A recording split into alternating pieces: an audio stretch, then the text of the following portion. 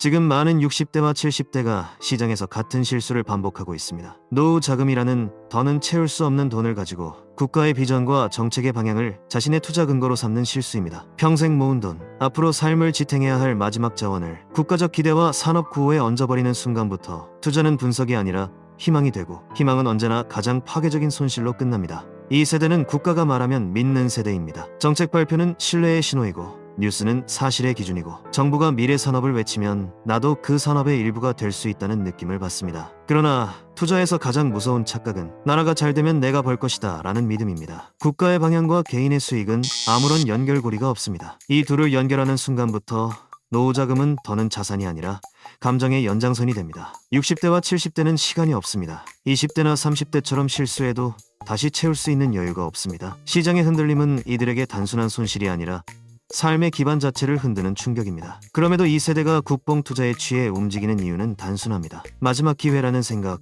국가가 해준다니까 안전하다는 안도감, 그리고 우리나라가 드디어 세계와 싸운다는 자부심이 현실을 가리는 순간이기 때문입니다. 문제는 시장이 이 감정을 전혀 고려하지 않는다는 점입니다. 국가가 미래 산업을 외치는 동안 시장은 이미 그 기대를 가격에 반영합니다. 언론이 소리치기 시작하면 이미 가격은 고점 부근에 와 있고, 전문가들이 기회다라고 말하는 순간 대다수의 위험은 이미 형성돼 있습니다. 뒤늦게 움직이는 60대와 70대는 항상 시장이 가장 뜨거울 때 들어가고 현실이 드러나는 가장 차가운 순간에 빠져나옵니다. 이 패턴은 몇십 년 동안 단 한 번도 예외 없이 반복되었습니다. 여기서 국뽕 투자의 핵심 문제가 드러납니다. 국가가 산업을 외치면 이 세대는 나라가 곧 기업을 키워줄 것이라고 믿습니다. 그러나 산업과 기업은 다릅니다. 기업과 주가는 다르고 주가와 개인의 수익은 더 다릅니다. 산업이 성장해도 대부분의 기업은 사라지고, 기업이 성장해도 그 기업의 주식을 들고 있는 사람이 수익을 보장받는 것은 아닙니다. 이 네 단계의 간극을 모르는 상태에서 국뽕은 이 모든 과정을 하나로 묶어버립니다. 국가가 키운다,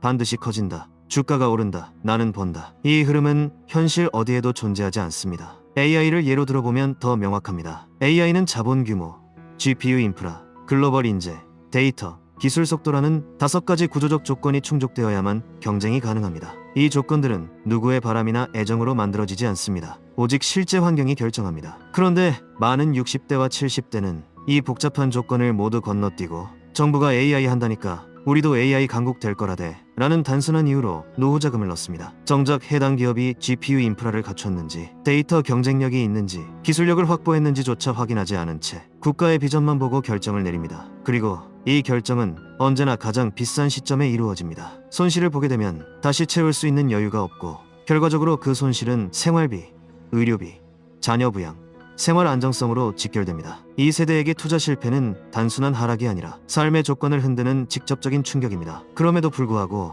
국가적 기대가 등장할 때마다 이 세대는 같은 방식으로 반응합니다. 뉴스를 보고 움직이고, 정책을 보고 마음이 흔들리고, 주변 사람들이 좋다더라 말하면 따라가고, 정작 시장의 구조와 기업의 조건은 보지 않습니다. 국가는 산업을 키우고 싶어 합니다. 그렇다고 해서 그 산업의 모든 기업이 성공하는 것이 아니고, 그 산업에 투자한 모든 개인이 이익을 얻는 것도 아닙니다. 국가는 실패해도 다음 정책을 만들면 됩니다. 그러나 60대와 70대는 실패 후 다음 기회가 없습니다. 이 차이를 이해하지 못하는 순간 노후 자금은 국가 비전의 슬로건 아래에서 가장 취약한 방식으로 움직이게 됩니다. 국뽕 투자가 위험한 이유는 국가 사랑이 나쁘기 때문이 아니라 그 사랑이 투자 기준이 되는 순간 분석이 사라지고 현실이 약화되고 판단력이 감정에 종속되기 때문입니다. 감정으로 내린 결정은 항상 시장의 차가운 반응을 가장 먼저 맞습니다. 특히 다시 채울 수 없는 노후 자금일수록 이 충격은 치명적입니다. 결국 필요한 것은 거창한 철학이 아닙니다. 국가적 기대와 개인 자산을 분리하는 일입니다. 국가는 응원해도 되고 산업의 성장을 바라고 기대하며 살 수도 있습니다. 그러나 그 기대를 자신의 마지막 돈 위에 얻는 순간 투자는 더 이상 계산이 아니라 희망이 됩니다. 그리고 희망에 맡겨진 돈은 언제나 같은 방식으로 사라집니다. 시장은 누군가의 애정을 지켜주지 않습니다. 국가는 개인의 손실을 되돌려주지 않습니다. 정책은 주가를 떠받쳐주지 않습니다.